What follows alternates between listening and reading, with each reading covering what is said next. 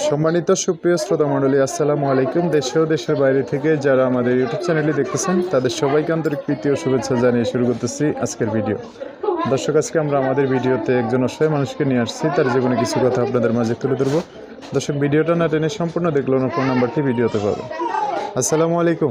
ওয়ালাইকুম আসসালাম। কেমন আছেন আপনি? আল্লাহ রাখছে কোনো রকম ভাই। আল্লাহ কোনো রকম রাখছে। নাম কি? পিয়া। হ্যাঁ, পিয়া।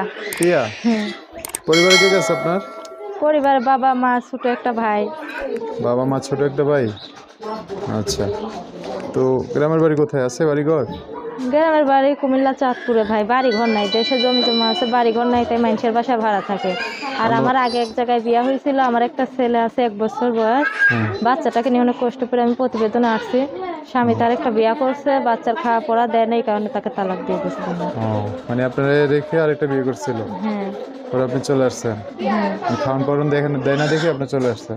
বিয়ে করুন আমি চলে আসি নাই ভাই। দেখা যাচ্ছে কি এখন ছোট বউয়ের ভয়ে বাচ্চার দায়িত্ব নিতে পারে না। বলা যায় ছোট বাচ্চার দায়িত্ব নিলে, বউয়ের দায়িত্ব নিলে ঝামেলা করবো।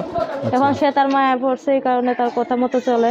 তার জন্য বলছে যে তুমি তোমার পথে থাকো, আমার বাচ্চাকে নিয়ে আমি আমার পথে থাকবো। এই কারণে তালাক দিয়ে দিছি।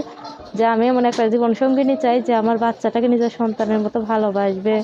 সে বিবাহিত হইলে সমস্যা নেই, কারণ আমি নিজেও এক জায়গায় বিয়ে বলছি। এই কারণে চাই গরিব হইলেও ডাইল ভাত খাইলেও আমাকে একটা মেশিন কিনে দিলে যাতে আমি সেইটাই কর্ম করে বাচ্চাটাকে নিয়ে চলতে পারি, দাঁড়া দাঁড়া হাত পাততে না হয়। আচ্ছা আচ্ছা, এখন কোন জায়গায় থাকেন বাচ্চাকে নিয়ে? ভাই এখন মিশিংয়ের কাজ করতাম, তালাক হওয়ার পরে মায়ের মিশিং আছিল, সেইটা কাজ করে চলতাম। মিশিংটা নষ্ট হয়েছে আজকে 1 মাস। এখন আর বাচ্চাকে নিয়ে চলতে পারি না। মানুষের বাসা বাড়িতে কাজে গেলে কেউ রাখতে চায় না, ছোটো বাচ্চা দেখায়। মানে বাসা বাড়ির কাজও না করে দেয় বাচ্চা দেখে না? ছোটো বাচ্চা, এই কারণে। লেখাপড়া করছেন? না ভাই, ক্লাস 3 পর্যন্ত পড়ছে। অসহায় ঘরের মেয়ে তো, তাই লেখাপড়া করাইতে পারেনি। আচ্ছা আচ্ছা, এখন চাচ্ছেন একটা বিবাহিত হোক আর অবিবাহিত হোক, একটা মানুষ আপনার জীবনে আসলে ভালো হয়? হ্যাঁ ভাই, এমন একটা মানুষ চাই যে 5 ওয়াক্ত নামাজ পড়াইতে পারবে, বাইরে কাজ করতে দিবেন, আমার বাচ্চাটাকে ভালোবাসবে নিজের সন্তানের মতো। আচ্ছা আচ্ছা, ঠিক আছে। যোগাযোগ করবে কীভাবে আপনার সাথে? ফোনের মাধ্যমে। ফোনের মাধ্যমে? নাম্বারটা কি নিয়ে আসছেন, বলতে পারবেন? হ্যাঁ। নাম্বার বলতে পারবেন নাকি? আপনি বলুন। আমি বলে দিতাম। আচ্ছা, কি নাম বলেন আপনার? পিয়া। প্রিয়া। দর্শক, এই যে প্রিয়ার নাম্বারটা বলে দিচ্ছি, উনি আমার সাথে একটু বলবে। তো নাম্বার হচ্ছে 018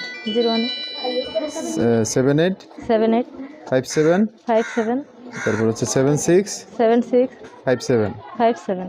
দর্শক, নাম্বারটা আমি আরেকবার বলে দিচ্ছি, 01878 তারপর হচ্ছে 5776 57। এটা হচ্ছে প্রিয়ার নাম্বার। নাম্বারটা সুন্দর করে আমি স্ক্রিনে লিখে দেবো, সেখান থেকে নিয়ে আপনার সাথে কথা বলে বিস্তারিত সব জেনে শুনে একটা মানুষ ওনার জীবনে আসতে পারে।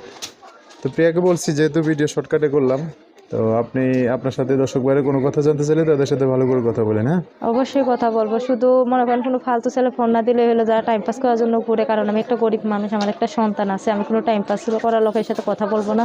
আমি চাবো একটা ভালো জীবন সঙ্গী নিয়ে, যে বিপদ আপদে আমার পাশে থাকবে, আমি তার পাশে থাকবো। আচ্ছা, ঠিক আছে।